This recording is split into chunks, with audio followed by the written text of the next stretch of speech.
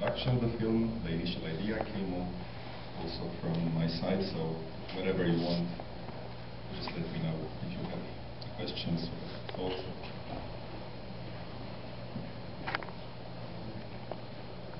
Aren't you afraid you're going to lose your job against the Cucuis brothers? Aren't I afraid of? Losing your job. I have to say it was kind of a weird feeling when we went there to document them, because we didn't know what to expect, and after we spent a couple of hours in Brasov, we were even making jokes that these guys are so great, are like MGM with Warner Brothers in their wedding business, and we were looking even to their cameras, you know, which were kind of they were super tech, super pros in their area, so it was kind of very fun to compare. They are very good.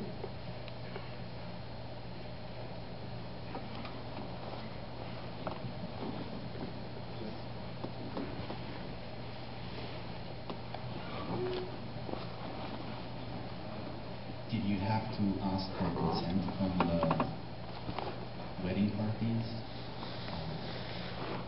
And have you heard back from anyone who was the subject?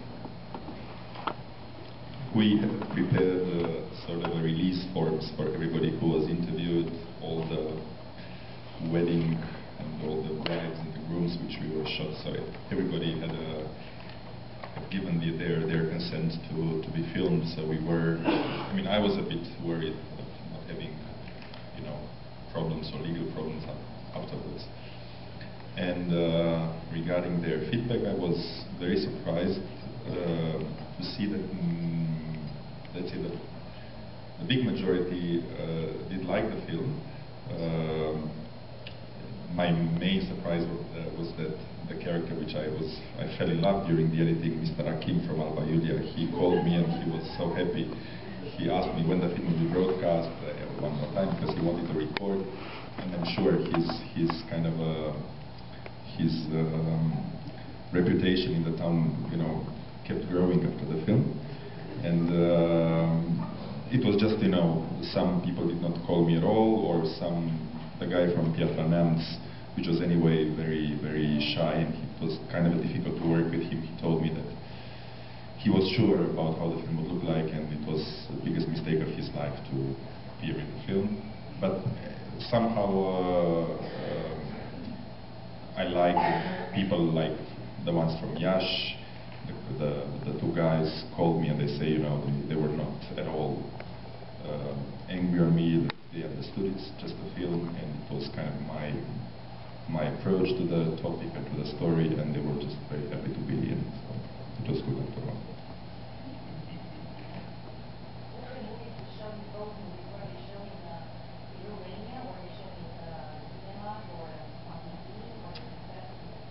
Both films were commissioned, and that's how we did those, because it was impossible to, otherwise they were commissioned by HBO, the local HBO, which is kind of very active into supporting documentaries, and their headquarters are, I think, either in Budapest or in Czech Republic, and it was kind of a theme for each of the countries from the East to start developing documentary projects. So obviously the film were shown on HBO, some are still showing there, and we've screened also the film to local festivals and some international ones.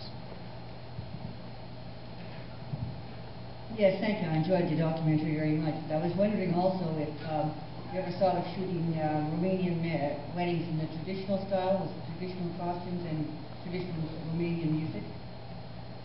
Or have you done that in the past? I don't know exactly. I'm sure people did shot some other films like this. It was not my main focus to look for, let's say, anthropological or ethnological aspects. I was more interested in finding characters who are, let's say, from behind the it's like a behind the scene of a normal wedding. So I was more focused on characters, not just on real traditions. How do you choose the subject? Actually, the first movie out, it was a very powerful story. I think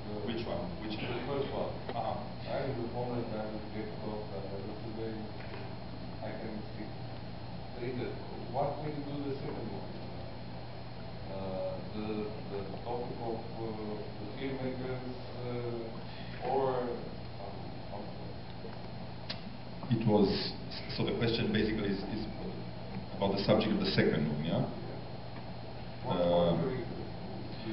It came mostly sort of a, I want to exercise out of myself a sort of a, it's not a repulsion, but it's I don't feel good at weddings. It made me really, I feel like sick. So it was kind of a attempt of somehow curing myself and try to find answers about my phobia, maybe. And I was, most of the times when I was participating to these kind of events, I was very much impressed, surprised, shocked by the attitude of the people who are in a way leading the whole procession, the whole event. I mean, the photographers or the cameramen, they are sometimes running the whole show there. So I've seen then a lot of DVDs and a lot of materials, and it came across this idea of doing film about their aesthetics and about their relation with the work, and I was sure I would find some good characters. So that's how everything got started, and then I was thinking maybe to continue this topic, not the wedding one, but to go further and to look more into this type of, let's say, call it maybe a subculture or a different way of a Romanian pop culture, let's say. So I'm having in mind maybe 2 other films to keep going on, looking to this all sorts of different parts of these cultures. Whose idea was it to film the 2 photographers with the lion statue? Really? There's a scene with a lion. There's this big lion. Oh, yeah. Ours, because the lions were very, they are like sort of very representative, and I've seen them in many footage shot at weddings. It's a place where a lot of people are going there, and the lions are just there. So we were thinking to duplicate, in a way, to replicate through our film their aesthetic. How did you choose the name of the characters? How did you find subjects? We are talking about the second film, yeah? Just mentioned, because I mean, feel free to ask also about the first film. There are many stories also about the characters are. I had two assistants, and we looked a lot on websites, YouTube, on local newspapers. We called friends from different parts of the country, and knew it would be good to have people from different areas to cover as much as possible from Romania. I looked also in Bucharest, but there were a lot of really very good people, and I had a remark from one of them, a very good and skilled photographer, and he said, you know, like, why you didn't choose somebody from Bucharest to show that we are so good and so prof and so on. It was not a thing. So it was kind of I think for 3 months we were looking and approached people